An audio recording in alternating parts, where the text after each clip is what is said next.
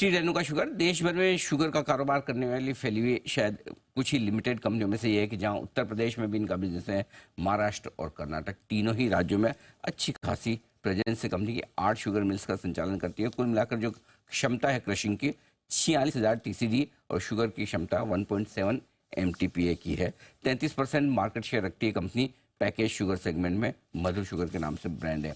आइए कंपनी के executive chairman Atul Chaturvedi साहब कार्यक्रम में हमारे साथ हो रहे हैं शामिल। सर आगरा यूनिवर्सिटी से पोस्ट ग्रेजुएशन कर चुके हैं, सेंट जॉन्स कॉलेज से, और साथ ही इंडस्ट्री में 40 साल से ज्यादा का लंबा गहरा अनुभव रखते हैं।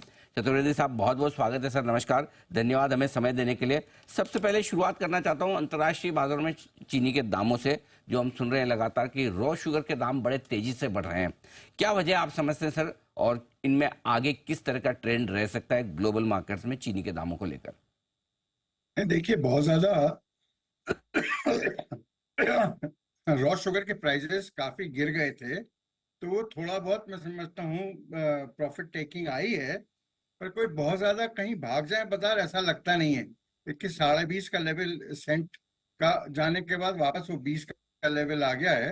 तो हम लोगों का मानना है कि शुगर की अवेलेबिलिटी वर्ल्ड में काफी स्ट्रांग है। ब्राजील में भी देखिए क्रॉप कोई कमजोर नहीं है, वहां पे भी 610 से 620 मिलियन टन के आसपास का गन्ने की क्रॉप बताते हैं, और 42 मिलियन टन के आसपास का प्रोडक्शन दिखाई देता है। थाईलैंड में भी मैं समझता हूँ प्रोडक्शन काफी बाउंस बैक किया है, और शायद इस साल 11 मिलियन टन के आसपास की बात है। तो ओवरऑल वर्ल्ड में शुगर की कोई कमी नहीं है। जो भी थोड़ा स्पाइक आया है वो मैं समझता हूँ प्रॉफिट टेकिंग के मुतल्लक आया है। सच कोई वर्ल्ड में शुगर की कहीं से कहीं तक कोई कमी नहीं है। ओके, चलिए बढ़िया, तो शुगर की कमी तो नहीं है। अब भारत पर आते हैं सर।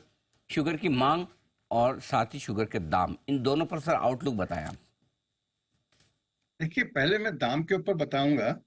दाम जो है ना हिंदुस्तान में वो बिल्कुल कंट्रोल्ड भाव हो गए हैं। आज 35-36 रुपए के लेवल पे महाराष्ट्र कर्नाटका में शुगर बिक रही है, और 38 रुपए के आसपास किलो के पीछे नॉर्थ में। तो ये शुगर के प्राइसेस बिल्कुल ही कंट्रोल्ड हैं, जबकि जो गन्ने का दाम है वो बढ़ता रहा है। तो कहीं न कहीं अब ये शुगर इंडस्ट्री के लिए थोड़ी तकलीफ दे वाली बात हो गई है।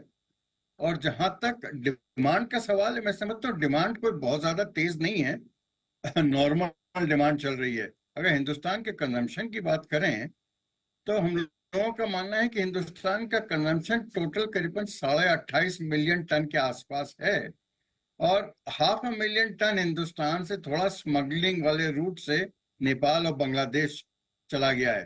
तो अगर आप डिस्पोजल मान के चलें हिंदुस्तान के कंटेक्स में, तो रफली अबाउट 29 मिलियन टन को अपना कंजम्पशन मान सकते हैं, इंक्लूडिंग नेपाल एंड बांग्लादेश की स्मगलिंग। और अपना प्रोडक्शन इस साल का हुआ है रफली अबाउट 32 मिलियन टन। तो मैं समझता हूँ साल के अंत में हम लोग 3 से 3.5 मिलियन टन अपना जो क्लोजिंग स्टॉक है उसमें इजाफा ही देखेंगे, अगर गवर्नमेंट ने एक्सपोर्ट और ये सब एक्सपोर्ट को नहीं खोला तो। ठीक बात है, तो शुगर के दाम एकदम मेंटेन है। अब ये बताएं सर कि एक्सपोर्ट खोल भी देंगे तो अगर ग्लोबल मार्केट में शुगर की कमी नहीं है तो कुछ ज्यादा कर पाएंगे क्या? नहीं, बहुत ज्यादा तो मैं नहीं एक्सपेक्ट करता कि कर पाएंगे, बट इवन आज की तारीख में हिंदुस्तान से एक्सपोर्ट करने में रियलाइजेशन थोड़ा ठीक ही है। मतलब बहुत अच्छा तो नहीं रह गया जो आज से 4-6 महीने पहले हुआ करता था, बट तभी भी एटलीस्ट जो बर्डनसम स्टॉक है हिंदुस्तान का वो थोड़ा ईज हो जाएगा। जो आज इंडस्ट्री को ब्याज की जो मार पड़ रही है, वो थोड़ी मैं समझता हूँ उसमें सुधार होगा। अब नया सीजन जब आएगा तो एटलीस्ट इंडस्ट्री के पास पैसे होंगे किसानों को राइट टाइम पैसा देने के लिए। और अगर वो सब स्टॉक्स में फंसे रहेंगे पैसे, तो कहीं ना कहीं जो तकलीफ होती थी पहले, कहीं वो दोबारा वापस ना आ जाएं। हम लोगों का तो यही रिक्वेस्ट और यही मानना है। सर जैसा आप कह रहे हैं कि दाम एकदम वो शुगर के फिक्स हो गए, बाटा दाम की तरह हो गए एकदम, ना इधर हिलते ना उधर, तो ऐसा क्या ये समझे कि सर फिर अब जो शुगर कंपनियों को पैसे बनाने हैं, प्रॉफिट जो करना है, वो इथेनॉल से ही आएगा, मोटा प्रॉफिट तो? नहीं, एथेनॉल तो डेफिनेटली मैं नहीं समझता कि मोटा प्रॉफिट एथेनॉल से आता है, बट क्या होता है कि एथेनॉल से एटलीस्ट जो सीजन के टाइम में आपकी जो शुगर पहले जो इन्वेंट्री में जाती थी वो एटलीस्ट जब केन जूस से बनाते हैं तो आपका इन्वेंट्री पे रिड्यूस हो जाता है। तो ब्याज की सबसे बड़ी जो मार पड़ती है इस इंडस्ट्री पे, उस पे थोड़ा उसमें इफेक्ट आता है। अगर आप देखिए तो शुगर एज अ सेक्टर 5-6 महीने चलता है और 12 से 14 महीने तक का उसकी चीनी भी है। तो इस सेक्टर की सबसे बड़ी जो तकलीफ है वो ब्याज है।